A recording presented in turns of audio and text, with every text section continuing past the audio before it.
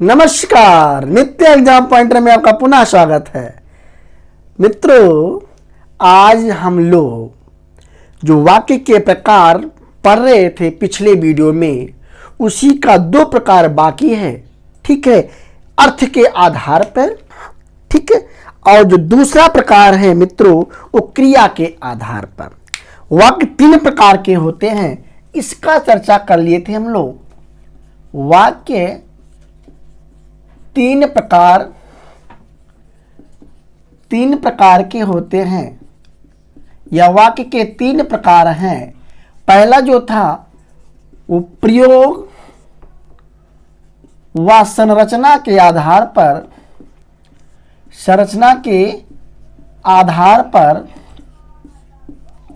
ठीक है, वाक्य व संरचना के आधार पर यह पहला प्रकार है। और इसके प्रकार तीन थे। कौन कौन थे इसके तीन प्रकार? तो पहला था संयुक्त वाक्य, पहला था साधारण वाक्य,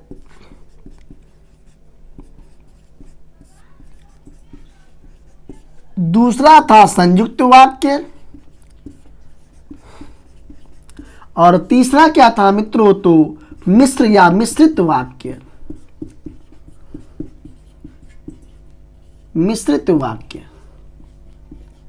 ठीक है, इसकी चर्चा हो गया है। आज हमको चर्चा क्या करना है? अर्थ के आधार पर वाक्य के प्रकार। जो दूसरा प्रकार है, अर्थ के आधार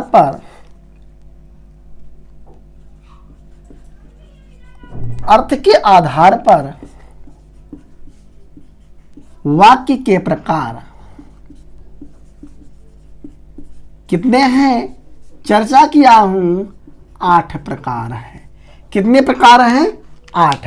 अब एक एक का हम नाम लिख लेते हैं, सभी का नाम लिख लेते हैं, ताकि हम अच्छे से डिस्क्राइब कर सके। देखिए, जो पहला प्रकार है,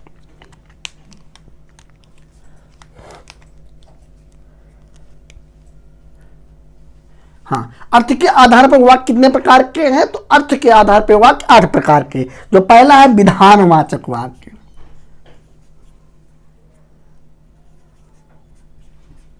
विधानवाचक वाक्य, ठीक है। जो दूसरा है, दूसरा क्या है?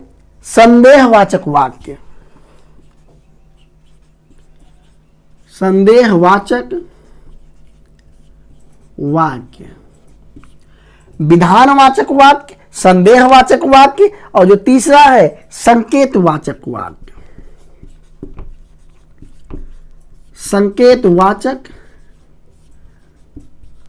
वाक्य, ठीक है। और संकेतवाचक वाक्य के बाद क्या है? चौथा इच्छावाचक वाक्य। इच्छावाचक वाक्य, ठीक है। जो पांचवा है, देखिए, विधानवाचक वाक्य पहला, जो कि अर्थ के आधार पर वाक्य के प्रकार 8 होते हैं। जो पहला है विधानवाचक वाक्य, दूसरा है संदेशवाचक वाक्य, संदेहवाचक वाक्य, तीसरा है संकेतवाचक वाक्य, और चौथा है इच्छावाचक वाक्य। पांचवा है आज्ञावाचक वाक्य।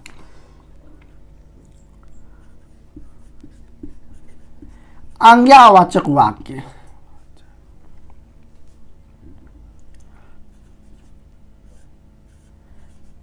आज्ञावाचक वाक्य, ठीक है। जो छठवां है निषेधवाचक वाक्य। निषेधवाचक वाक्य। जो सातवां है प्रश्नवाचक वाक्य।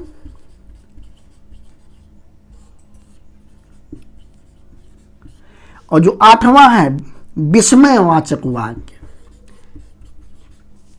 विस्मयवाचक वाक्य। देखिए, अर्थ के आधार पर वाक्य के प्रकार कितने हैं? ऐसे बहुत आसान और बहुत साधारण भाषा में वो साधारण तरीके से पूछ लेता है कि वाक्य के प्रकार तो आप तो बताओगे 3 प्रकार के, लेकिन अगर ऐसे पूछ लिया कि प्रयोग व संरचना के आधार पर वाक्य, तब क्या बताओगे? मैं पढ़ा चुका हूं, पिछला वीडियो देखिएगा फिर से। 3 प्रकार। फिर पूछेगा अर्थ के आधार पर वाक्य के कितने प्रकार हैं, तो आप बताओगे अर्थ के आधार पर वाक्य 8 प्रकार हैं। जो पहला प्रकार है विधानवाचक वाक्य, दूसरा संदेहवाचक वाक्य, तीसरा है संकेतवाचक वाक्य, चौथा है इच्छावाचक वाक्य, पांचवा है आज्ञावाचक वाक्य, छठवां है निषेधवाचक वाक्य, सातवां है प्रश्नवाचक वाक्य और आठवां और अंतिम विस्मयवाचक वाक्य। एक एक हम चर्चा करते हैं। पहला क्या है? वो विधानवाचक वाक्य है। देखिए विधान क्या है? विधानवाचक वाक्य यहां लिखेंगे विधान, समझिएगा। अब विधान का मतलब आप कार्य मान लीजिए। विधान का मतलब क्या होता है? कार्य। अभी समय में आ जाता है कार्य, ठीक है। हमारे पूर्वज या हमारे गांव के लोग अभी भी कहते हैं, क्या कहते हैं? विधि का विधान कोई टाल नहीं पाएगा। मतलब विधि का विधान है, जो होना है वो होगा, ठीक है। तो विधानवाचक वाक्य में विधान का विधान, ठीक है, और विधान का अर्थ अगर यहां पर पढ़ेंगे तो कार्य। हम सॉल्व करते समय सॉल्व करने के लिए हम कार्य मान लेते हैं, ठीक है। अब प्रश्न बनता है वह वाक्य जिसमें कार्य का होना पाया जाता है। वह वाक्य जिसमें कार्य का होना पाया जाता है, परिभाषा क्या है? वह वाक्य जिसमें कार्य का होना पाया जाता है, होना पाया जाता है। फिर से समझिए, विधानवाचक वाक्य किसे कहते हैं? वह वाक्य जिसमें कार्य का होना पाया जाता है विधानवाचक वाक्य कहलाता है। विधानवाचक वाक्य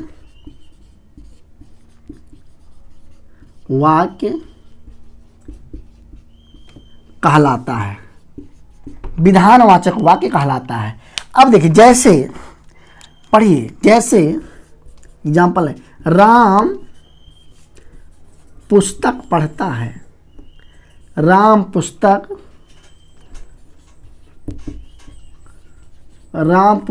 पढ़ता है, ठीक है। क्यों? क्योंकि ये कार्य कर रहा है। कौन सा कार्य कर रहा है?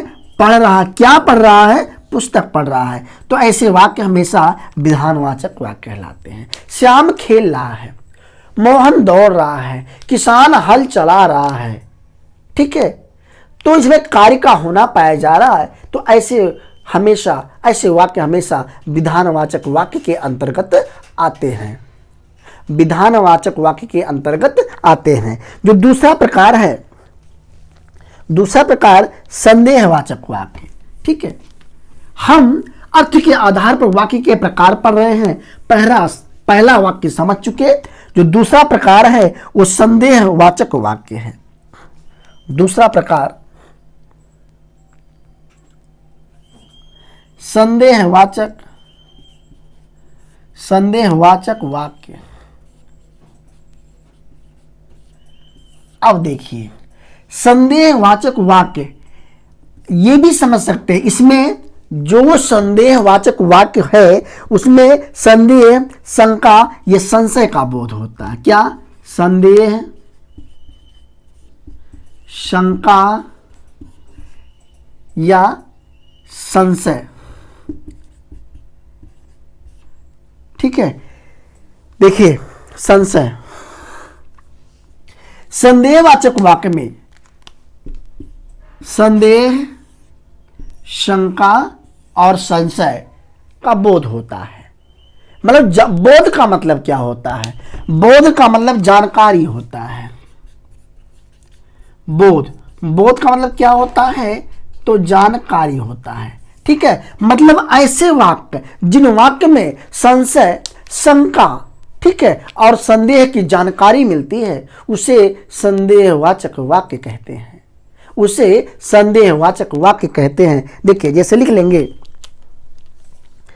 संदेह परिभाषा है, संदेह संदेह के भाव का बोध कराने वाला वाक्य, बोध कराने वाला वाक्य संदेहवाचक वाक्य कहलाता है, संदेहवाचक वाक्य कहलाता है। फिर से समझिए, संदेहवाचक वाक्य संदेह, शंका और संशय का बोध कराता है, मतलब ऐसा वाक्य, ठीक है, ऐसा वाक्य जिसमें संदेह, शंका, संशय का बोध हो उसे क्या कहा जाता है, तो उसे संदेहवाचक वाक्य कहा जाता है। जैसे, बहुत मन से समझिएगा, बहुत अच्छा प्रश्न है। शायद देखो बारिश का मौसम है ना, खूब गर्मी हो रही है लेकिन बारिश नहीं हो रही है, बारिश का मौसम है लेकिन बारिश हो नहीं रही है, बारिश होने वाली है लेकिन कोई पता नहीं है, तो लिखिए शायद आज बारिश शायद आज बारिश होगी। आज क्या होगी, आज बारिश होगी, लेकिन आज बारिश होगी इसके आगे एक संशय शब्द लग गया है और उस संशय का नाम है शायद, ठीक है, एक शंका हो रही है, शायद आज बारिश होगी। दूसरा लिख लीजिए, शायद, ये पहला एग्जाम्पल है। दूसरा लीजिए, शायद, ठीक है, शायद पापा बाहर गए हैं। पापा कहां गए हैं, बाहर। देखिए पता नहीं है कि पापा कहां गए हैं, मतलब पता है कि देखिए शायद पापा बाहर गए हैं, मतलब कन्फर्म नहीं है बाहर गए हैं कि नहीं गए हैं, लेकिन बच्चा क्या कह रहा है कि शायद पापा बाहर गए हैं, मतलब शंका है, कन्फर्म नहीं है। आज बारिश होगी तो कन्फर्म है, लेकिन शायद आज बारिश होगी, तो शायद, शंका और संशय शब्द का बोध कराने वाला वाक्य हमेशा हमेशा हमेशा संदेहवाचक वाक्य कहलाता है। क्या कहलाता है, संदेहवाचक वाक्य कहलाता है। अर्थ के आधार पे वाक्य का जो तीसरा प्रकार है वो है संकेतवाचक वाक्य। तीसरा प्रकार क्या है, संकेतवाचक वाक्य। संकेतवाचक वाक्य, अब देखिए यहीं पर एक शब्द लिख लेंगे और बहुत मजा आ जाएगा। संकेतवाचक वाक्य जहां भी आएगा वहां पर एक शब्द लिख लेंगे हम, शर्त। ये हमेशा शर्त का बोध कराता है। किसका बोध कराता है, तो शर्त का बोध कराता है। जिस प्रकार हम विधानवाचक वाक्य पहला पढ़े थे और वहां पर लिखे थे कार्य का बोध कराता है, विधान का मतलब मैं कार्य मान लेता हूं, उसी प्रकार संकेतवाचक वाक्य संकेत कर रहा है। और संकेत क्या कर रहा है, यद्यप, और इसमें शर्त लगा रहा है, इसमें शर्त शब्द लगाया जा रहा है और शर्त क्या कर रहा है, यदि आप आते तो अच्छा होता। शर्त, यदि आप आते तो मैं जाता, ये सटीक बैठ रहा है। ठीक है, लिखेंगे, लिख लीजिए, याद हो जाएगा। शर्त के भाव का बोध कराने वाले वाक्य, शर्त के भाव का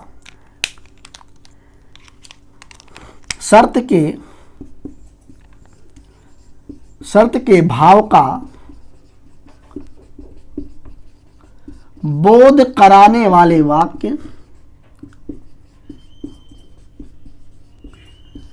कराने वाले वाक्य, संकेतवाचक वाक्य कहलाते हैं। संकेतवाचक वाक्य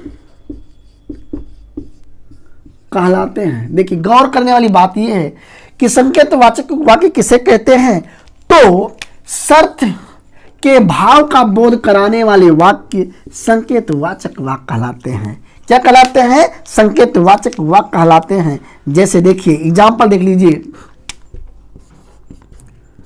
एग्जाम्पल देखिए, बहुत अच्छा प्रश्न है। देखिए, यदि आप पढ़ते तो,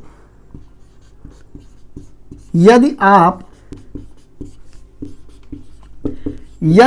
पढ़ते तो पास हो जाते, पास हो जाते। यदि आप पढ़ते तो पास हो जाते। ठीक है, यदि आप पढ़ते तो पास हो जाते। इसमें शर्त लगाया जा रहा है। ठीक है, इसमें यदि आप आते तो मैं जाता, यदि आप आते तो मैं जाता। ठीक है, यह संकेतवाचक वाक्य का एग्जाम्पल था। यदि आप आते तो मैं जाता। ठीक है, यदि आप रोते तो पापा पैसा देते। ठीक है, यदि आप रोते तो पापा पैसा देते। ठीक है, यदि आप कमाते तो आपके पास पैसा होता। ठीक है, तो ये शर्त रखी जा रही है। ऐसे को संकेतवाचक वाक्य कहलाते हैं मित्रों।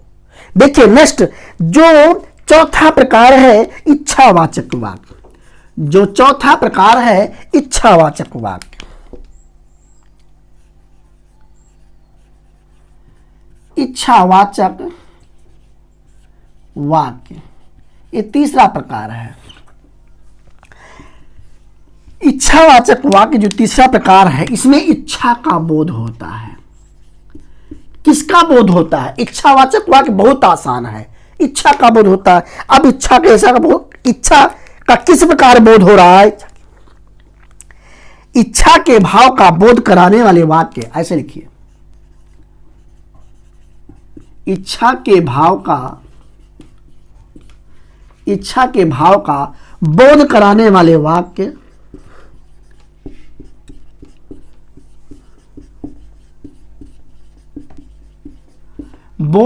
वाले वाक्य इच्छावाचक वाक्य कहलाता है। इच्छावाचक वाक्य कहलाता है।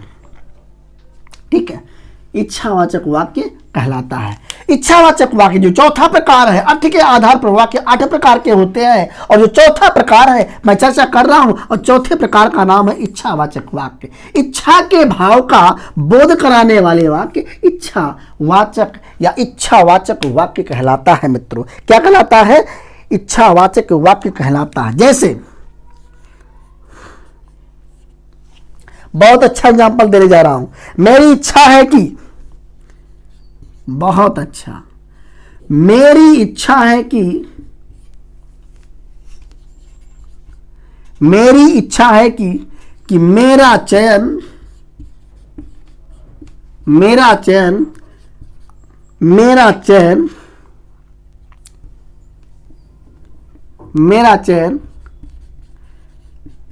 सरकारी अध्यापक के पद पर, मेरा चयन सरकारी अध्यापक के पद पर हो। या आप ऐसे लिख सकते हो, मेरी इच्छा है कि, मेरी इच्छा है कि आप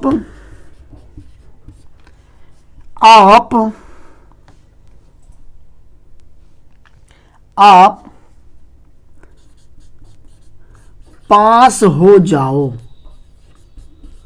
मेरी इच्छा है कि आप पास हो जाओ। मेरी इच्छा है कि मेरा चयन सरकारी अध्यापक के पद पर हो। तो इच्छावाचक वाक्य में इच्छा के भाव का बोध होता है, और जब इच्छा के भाव का बोध होता है तो ऐसे जगह इच्छावाचक वाक्य कहलाते हैं। ठीक है, अब देखिए, अर्थ के आधार पे जो हम वाक्य के प्रकार पढ़ रहे हैं, 4 प्रकार के बारे में चर्चा कर लिए हैं। जो 5वां प्रकार है पांचवा प्रकार है अर्थ के आधार पे, जो पांचवा प्रकार है, पांचवा वाक्य है, वाक्य के प्रकार है, वह है आज्ञावाचक वाक्य।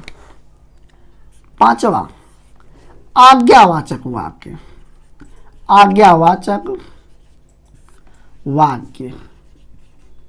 देखिए अब इसमें आज्ञा का बोध होता है। देखिए बहुत अच्छा है, आज्ञा या आदेश लिख लीजिए, आज्ञा या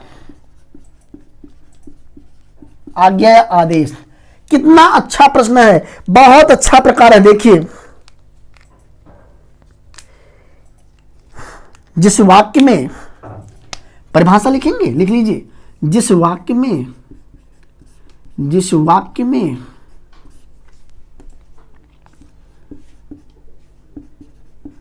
आज्ञा या आदेश के भाव का बोध होता हो, के भाव का बोध हो, उसे आज्ञावाचक वाक्य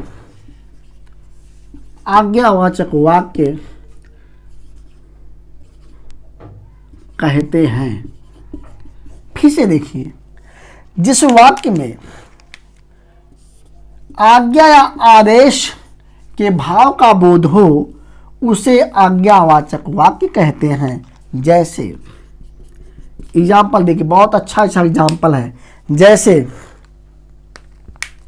दरवाजा खोल दो, मैं आपसे क्या कह रहा हूं, मैं आपसे क्या कर, देखिए आज्ञावाचक वाक्य में मैं आपको एग्जाम्पल दे रहा हूं। जैसे सब्सक्राइब का बटन दबा दो, सब्सक्राइब का बटन दबा दो, मैं आपको आदेश दे रहा हूं, ठीक है, मैं आज्ञा कर रहा हूं।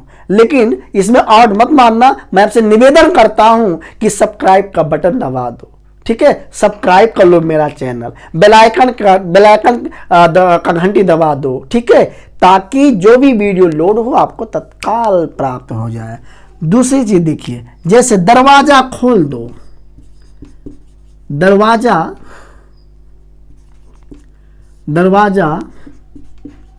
खोल दो, ठीक है, ये पहला एग्जाम्पल। दूसरा एग्जाम्पल, जैसे हमने कह दिया, मैं आगे एक गिलास पानी पिला दो, एक गिलास पानी पिला दो, ठीक है। फिर मैं दे दिया बाजार चले जाओ, बाजार चले जाओ। ये सब कैसे वाक्य हैं? ये सब आज्ञावाचक वाक्य हैं। ये सब कैसे वाक्य हैं? तो ये सब आज्ञावाचक वाक्य, ठीक है। आज्ञा कर रहा, आदेश दे रहा, आदेश मैं दे दिया, मैं क्या दिया, मैं क्या आदेश दिया, एक गिलास पानी पिला दो, बाजार चले जाओ, दरवाजा बंद कर दो। ये सब क्या है? ये सब आज्ञा दे रहा हूं, इस मैं आदेश कर रहा हूं आपसे, ठीक, आदेशित कर रहा हूं आपको। नेक्स्ट है जो छठवां प्रकार है, अर्थ के आधार पे वाक्य के प्रकार में जो छठवां प्रकार है, छठवां प्रकार बहुत अच्छा, देखिए छठवां प्रकार कितना अच्छा, देखिए निषेधवाचक वाक्य। छठवां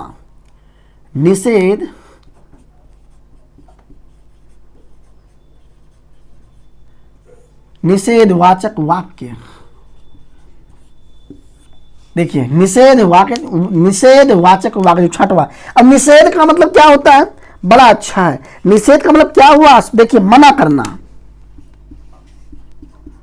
इतना याद कर लो बस, अभी क्लियर हो जाएगा। मना करना। देखिए जिस वाक्य में परिभाषा लिख लो, जिस वाक्य में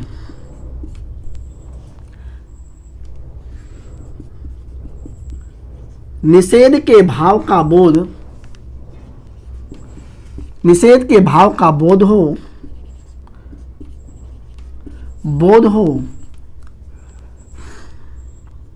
वह वाक्य निषेधवाचक वाक्य कहलाता है। निषेधवाचक वाक्य कहलाता है।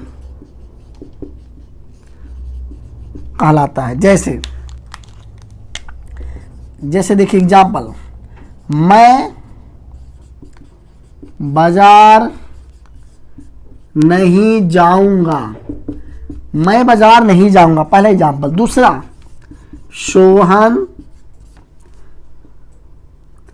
सोहन पढ़ता नहीं है।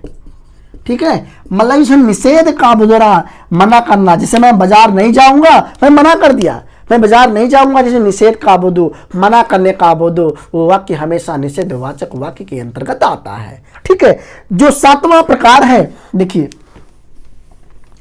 अच्छा, आप लोग बताइए, पापा घर पे नहीं है, कौन सा वाक्य है? ठीक है, मम्मी बाजार नहीं जाएंगी, मम्मी दूध नहीं पिलाएंगी, कौन सा वाक्य है? नहीं है ना, निषेधवाचक वाक्य। अंग्रेजी में नकारात्मक, अंग्रेजी अब निगेटिव सेंटेंस बोलते हो। ठीक है, नेक्स्ट देखेंगे, जो 7वां है प्रश्नवाचक वाक्य। 7वां देखिए, प्रश्नवाचक वाक्य। प्रश्नवाचक वाक्य,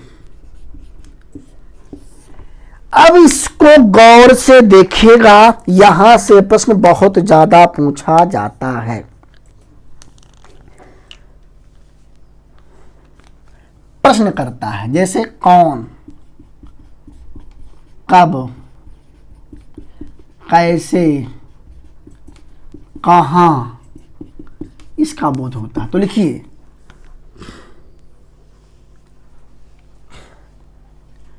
जिस वाक्य में, परिभाषा लिखिए, जिस वाक्य में प्रश्न के भाव का बोध, प्रश्न के भाव का बोध होता हो, प्रश्नवाचक वाक्य कहलाता है। प्रश्नवाचक वाक्य कहलाता है। ठीक है, जैसे एग्जाम्पल देखिए,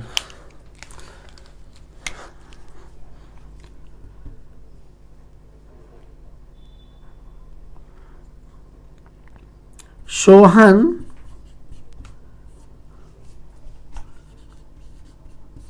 कब आता है, ये प्रश्न किया जा रहा है। ये प्रश्न किया जा रहा है कि सोहन कब आता है। ठीक है, सोहन कब आता, देखिए कब शब्द मिल गया। दूसरा एग्जाम्पल देख लीजिए आप, मेला में आपसे कौन मिला था। ठीक है, देख कौन आ गया, ये प्रश्न कर रहा है। फिर नेक्स्ट लिख लेंगे, तीसरा एग्जाम्पल लिख लेंगे, एक और शब्द आता है क्या। क्या आप जलेबी खाएंगे? क्या आप जलेबी खाएंगे? तो ये सब प्रश्न कर रहा है। जब किसी वाक्य में प्रश्न के भाव का बोध हो तो उस वाक्य को हमेशा प्रश्नवाचक वाक्य कहा जाता है। जब किसी वाक्य में प्रश्न के भाव का बोध होता है तो हमेशा प्रश्नवाचक वाक्य कहलाता है। नेक्स्ट और अंतिम है, अर्थ के आधार पर जो वाक्य के प्रकार चल रहे हैं वो 8 प्रकार के होते हैं। जो 8वां है और अर्थ के आधार पर अंतिम प्रकार है वो है विस्मयवाचक वाक्य। हाँ, क्या है वो? विस्मयवाचक वाक्य है। 8वां है विस्मय वाचक वाक्य। ठीक है, हाँ, अब विस्मय क्या हुआ देखिए, लिख लेंगे यहां आश्चर्य या अचरज में लिख लीजिए, अचरज या आश्चर्य, अचरज या आश्चर्य। बहुत अच्छा, देखिए जिस वाक्य में जिस वाक्य में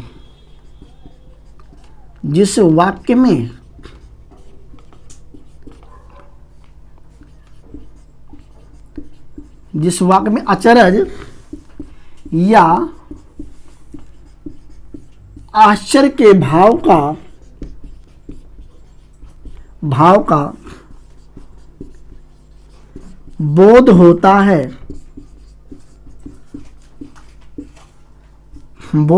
है,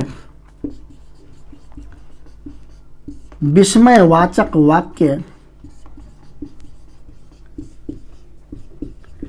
कहलाता है।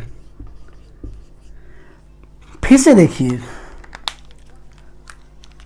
जिस वाक्य में अचरज या आश्चर्य के भाव का बोध होता है विस्मयवाचक वाक्य कहलाता है। जैसे एग्जाम्पल देखिए, बहुत अच्छा एग्जाम्पल है। प्रश्न आता है, अरे आप कब आए। जब आपको सर्वनाम पढ़ा रहे थे तो उसमें आया था विस्मयवाचक सर्वनाम, संज्ञा, सर्वनाम, ये चर्चा चल रहा था पिछले टॉपिक में। उसको एक बार पुनः देखिएगा, काफी समय में आएगा। ठीक है। अरे और विस्मय बोधक या विस्मय जो वाक्य है उसमें हमेशा विस्मय बोधक का निशान लगा रहता है। ठीक है। ये है, अरे आप कब आए। लेकिन अरे पप्पू पास हो गया, ये भी प्रचलन में था। अरे पप्पू पास हो गया, ये अरे वो मर गया, अरे वो आईएएस हो गया, ये क्या है? विस्मय बोधक। अरे वाह मास्टर हो गया। ठीक है। ये सब क्या है? विस्मय बोधक, विस्मयवाचक वाक्य है। मित्रों, अर्थ के आधार पे वाक्य के प्रकार पढ़ रहे हैं। ये 8 प्रकार के होते हैं। ये कंप्लीट हुआ। 1 मिनट का टाइम और दीजिए, पूरा का पूरा क्लियर करवा दे रहा हूं। वाक्य के प्रकार, वाक्य किसे कहते हैं? शब्दों के सार्थक समूह को वाक्य कहते हैं। मूल रूप से वाक्य के कितने प्रकार हैं? तो 3 प्रकार के हैं। कितने प्रकार के? 3। प्रयोग व संरचना के आधार पर वाक्य, जो कि इनके भी 3 प्रकार हैं। अर्थ के आधार पर वाक्य, जो भी इनके 8 प्रकार के हैं। और नेक्स्ट है क्रिया के आधार पर वाक्य। ये कितने प्रकार के मित्रों? तो ये 3 प्रकार के हैं। आइए चर्चा कर लेते हैं। छोटी सी टॉपिक है। ठीक है। तो इसे अलग से वीडियो बनाने का कोई मतलब नहीं, छोटा सा टॉपिक है, यहीं पर देख लेते हैं। जब हम वाक्य के प्रकार का चर्चा कर रहे हैं तो जो तीसरा प्रकार है क्रिया के आधार पर वाक्य के प्रकार, वो भी चर्चा कर लेते हैं। चलिए, क्रिया के आधार पर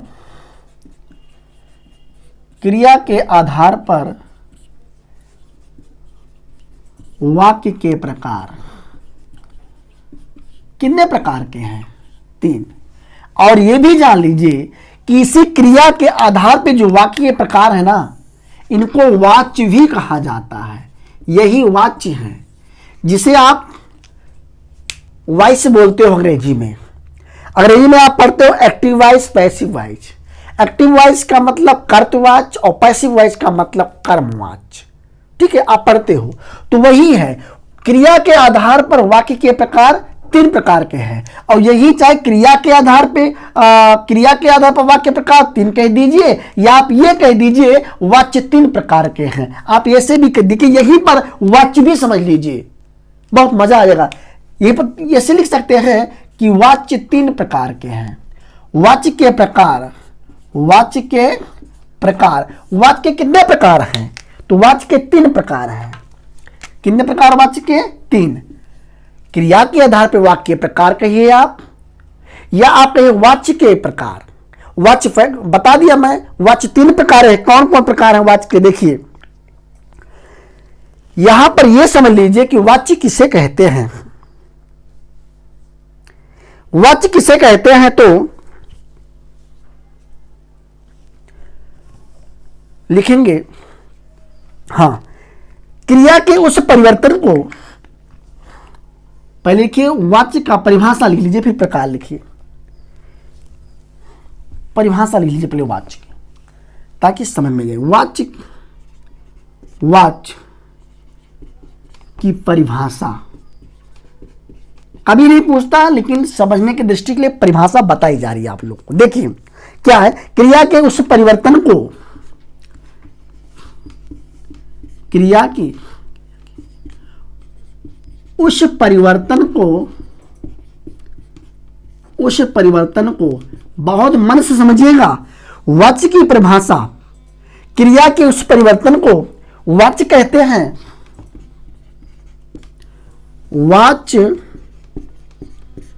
क्रिया के उस परिवर्तन को वाच्य कहते हैं जिसके द्वारा इस बात का बोध होता है, जिसके द्वारा इस बात का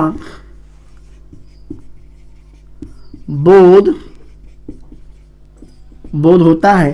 क्रिया के उस परिवर्तन को वाच्य कहते हैं जिसके द्वारा इस बात का बोध होता है, इस बात का बोध होता है कि वाच्य के अंतर्गत कर्ता, कि वाच्य के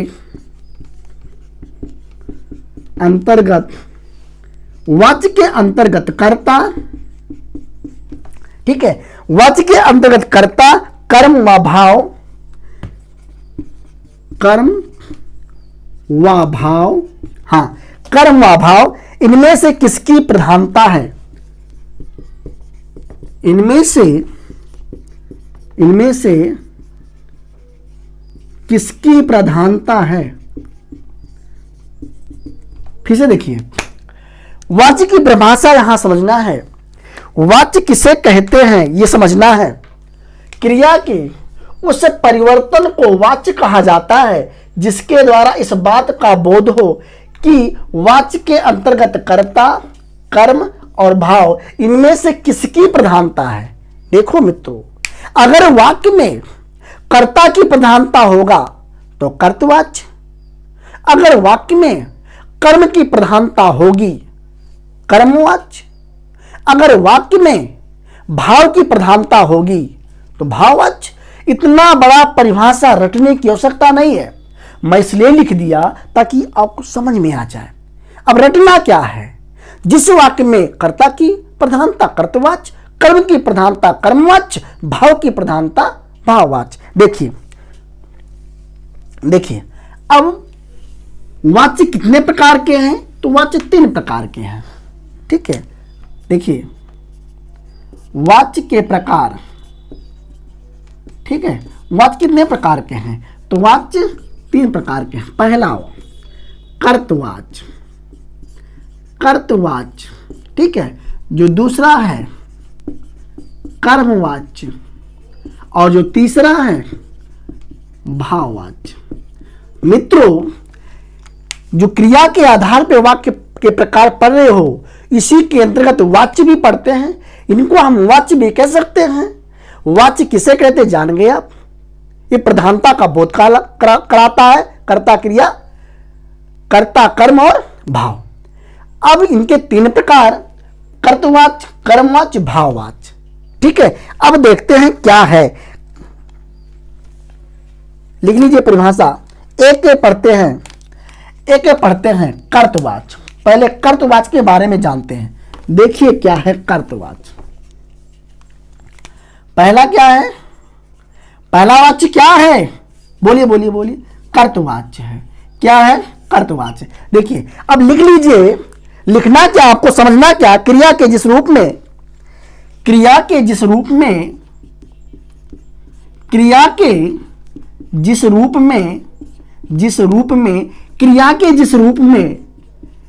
के जिस रूप में कर्ता का बोध हो या कर्ता की प्रधानता हो, आप ऐसे कह सकते हो। क्रिया के जिस रूप में कर्ता प्रधान हो, ऐसे लिखेंगे, कर्ता प्रधान हो या प्रधानता हो। क्रिया के जिस रूप में कर्ता की प्रधानता हो या कर्ता प्रधान हो, ऐसे लिख लो, कर्ता प्रधान हो, प्रधान का मतलब मुख्य, मेन, उसे कर्तवाच्य कहा जाता है, कर्तवाच्य कहा जाता है। फिर से देखिए समझ में आएगा। कर्तवाच किसे कहते हैं? क्रिया की, काम करना क्रिया, मैं पढ़ा रहा हूं, पढ़ाना क्या है? क्रिया है। तो क्रिया की जिस रूप में कर्ता प्रधान, कौन सा प्रधान? कर्ता प्रधान हो, उसे क्या कहा जाता है? कर्तवाच। अगर किसी भी वाक्य में कर्ता प्रधान होगा तो वहां पर कर्तवाच होगा। ठीक है, जैसे देखिए, जैसे एग्जांपल देखिए, राम केला खाता है, राम केला खाता है, राम केला खाता है। अब देखिए, राम क्या है? राम की प्रधानता हो रही है। राम यहां करता है, पहली बात करता है, संज्ञा है, राम करता है, उद्देश्य है, ठीक है, इसी को सब कहते हैं। लेकिन अगर राम को जो करता है इसको हम मिटा देते हैं तो केला खाता है। अरे केला कौन खाता है? केला खाता है, सेंटेंस ठीक है, बैठ रहा सेंटेंस? बिल्कुल नहीं बैठ रहा। केला खाता है, कौन खाता है? क्लियर नहीं हो रहा ना? तो इसमें जो मुख्य है, जो राम है, ये मुख्य है, इसीलिए यहां पर राम क्या है? राम क्या है मित्रों? ये राम कर्तवाच्य है। ठीक है, राम केला खाता है तो क्या है? ये कर्तवाच्य का एग्जाम्पल है। दूसरा जो एग्जाम्पल दे दीजिए, ले लीजिए दूसरा एग्जाम्पल। देखिए, दिनेश पुस्तक नहीं पढ़ता, दिनेश पुस्तक नहीं पढ़ता। ठीक है, क्या है? देश हटा दीजिए, पुस्तक नहीं पढ़ता। कौन पुस्तक नहीं पढ़ता? क्लियर है, कौन पुस्तक नहीं पढ़ता? सेंटेंस समझ में आ रहा? नहीं समझ में आ रहा ना? तो जब तक दिनेश नहीं आएगा, कौन? दिनेश। जब तक दिनेश नहीं आएगा तब तक इसका कोई अर्थ नहीं निकलेगा। दिनेश पुस्तक नहीं पढ़ता, पूरा का पूरा प्रभाव किस पर पड़ रहा है? दिनेश पर। पूरा का पूरा भाव किस पर पड़ रहा है? दिनेश पर। इसीलिए दिनेश क्या है? दिनेश पुस्तक पढ़ता है, दिनेश पुस्तक नहीं पढ़ता। राम केला खाता है, राम केला नहीं खाता। इसमें कौन सा वाच्य है? तो इसमें से कर्तवाच्य है। क्या है? इसमें कर्तवाच्य है। क्रिया के आधार पे जो वाक्य के प्रकार है तीन, पहला पढ़ लिए आप कर्तवाच्य, या वाच्य के प्रकार में जो पहला प्रकार है कर्तवाच्य पढ़ लिए, जो दूसरा प्रकार है आप पढ़ने जा रहे हो, चर्चा करने जा रहा हो, कर्मवाच्य। कर्मवाच्य अब क्या है? जिन वाक्य में कर्म का प्रधान हो, जिस क्रिया में कर्म का प्रधान हो, कह सकते हो आप। देखिए, लिख लीजिए, अगर आपको लिखना है तो उसे समझ लीजिए। क्रिया के जिस रूप में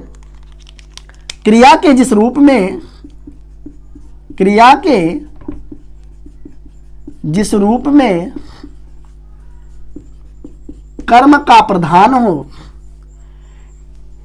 क्रिया के जिस रूप में कर्म प्रधान हो,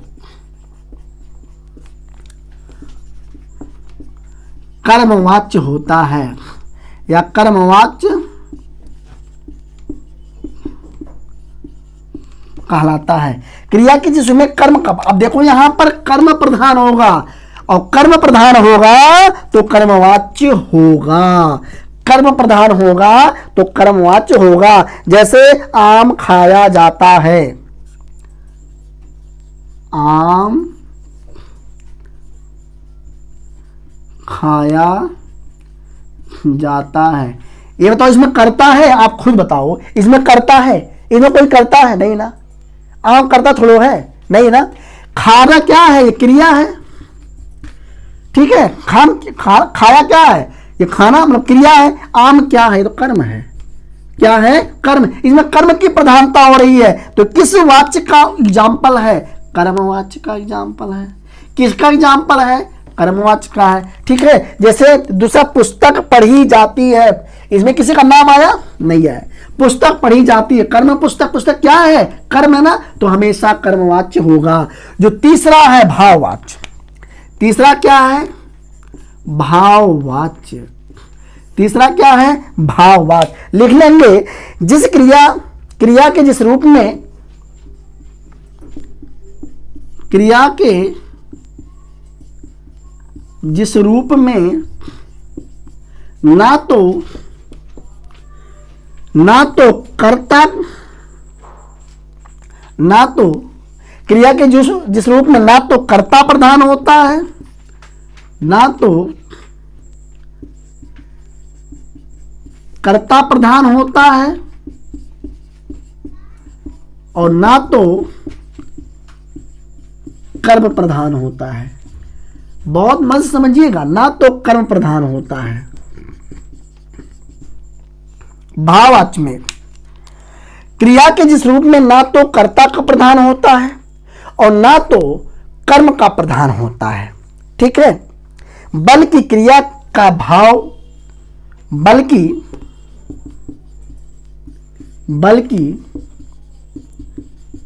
क्रिया के भाव का बोध होता है। क्रिया के भाव का बोध होता है या भाव का प्रधान होता है। भाव का प्रधान, क्रिया के भाव का बोध होता है। एक एग्जांपल समझ लीजिए, छोटा सा एग्जांपल, बहुत अच्छा है। जैसे एग्जांपल देखिए, मेरे से पढ़ाया नहीं जाता, धूप तेज है इसलिए चला नहीं जाता, मेरे से कोल्ड ड्रिंक पिया नहीं जाता, मेरे से आम खाया नहीं जाता, मेरे से गर्म चाय पिया नहीं जाता। तो ये सब क्या है, ले लीजिए, मेरे से आम खाया नहीं जाता, तेज धूप में चला नहीं जाता। ठीक है, ये क्या है, भाववाच्य है। ठीक है मित्रों, हम लोग जो वाक्य पढ़ रहे हैं, वाक्य के प्रकार, ये 2 लेक्चर में कंप्लीट किए हैं। पहला लेक्चर जो था उसमें वाक्य कितने प्रकार के थे, 3, और जो पहला प्रकार था, ठीक है, प्रयोग व संरचना के आधार पर जो पहला प्रकार था उसको हम उस पर चर्चा किए थे हम लोग मिलकर के। और जो दूसरा लेक्चर, जो आज का लेक्चर है, जो 2 पार्ट बचे थे, कौन कौन, अर्थ के आधार पे वाक्य के भेद या प्रकार, और दूसरा क्रिया के आधार पे भेद या प्रकार, इसकी मैं चर्चा कर चुका हूं। तो दोनों वीडियो को, दोनों लेक्चर को बहुत अच्छे से देखिएगा। मैं दावा करता हूं कि वाक्य का कॉन्सेप्ट यहीं पर सब क्लियर हो जाएगा आपका, कहीं और जाने की जरूरत नहीं है मित्रों। अब एक थोड़ी सी कॉन्सेप्ट समझिएगा कि जो क्रिया के आधार पे वाक्य के प्रकार 3 है ना, वही वाच्य के प्रकार भी हैं। इसीलिए इसी में हम वाच्य के प्रकार भी बता दिए हैं, और वाच्य बहुत इंपॉर्टेंट, बहुत पूछा जाता है। ठीक है, तो आज के लिए बस इतना। धन्यवाद, फिर मिलते हैं अगले लेक्चर में। Bye bye.